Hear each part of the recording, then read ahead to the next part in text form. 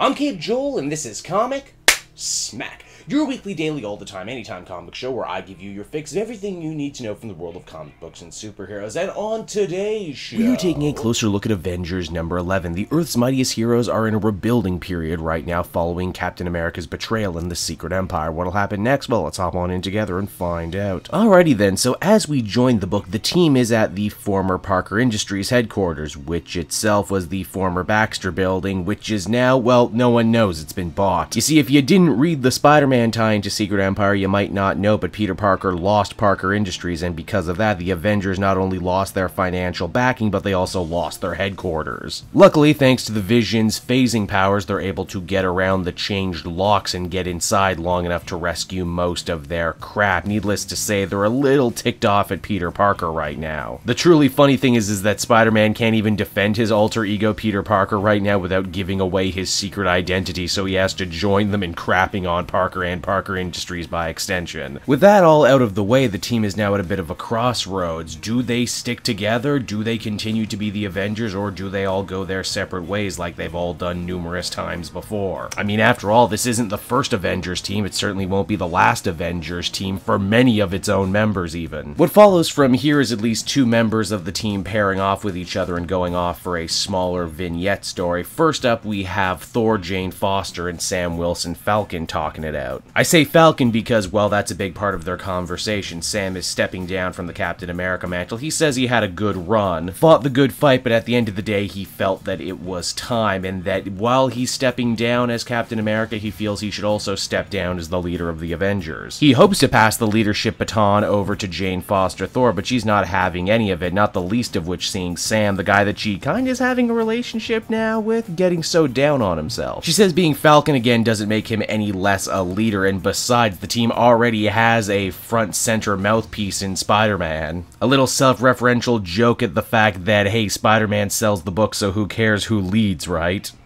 Next up, we got the Vision and Hercules, an unlikely team who stopped by for a coffee as well as some very deep discussion. You see, Vision is just starting to feel emotions for the first time in his life, and as such he asks Herc, who's been alive for so very long, essentially, what does it mean to be human? Herc says that he's really much closer to human than Vision is, saying that, you know, at the end of the day, when you live as long as he does, somehow it's really easy to waste your time, and that he wants to change that. And the last story we have is Nadia Pym the Wasp teaming up with Peter Parker Spider-Man. They're on their way to a very important scientific lecture, only to come upon a crashed truck filled with a bunch of zoo animals. They go out of their way to wrangle the animals, and it leads to a lot of comedy hijinks wherein Nadia learns to maybe like Spider-Man just a little bit more.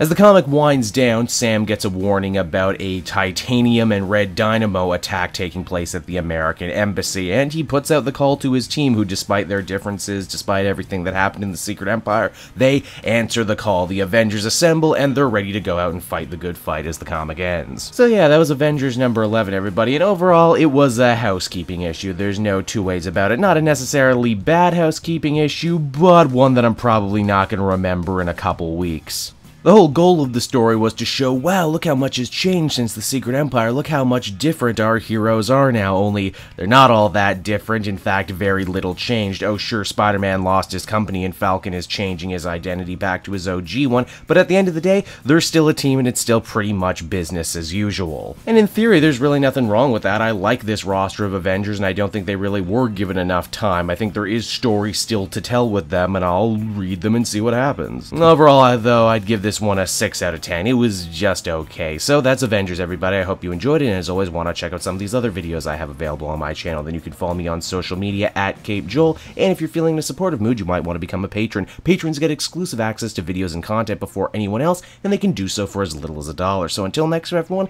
this has been Cape Joel. Thank you so much for listening.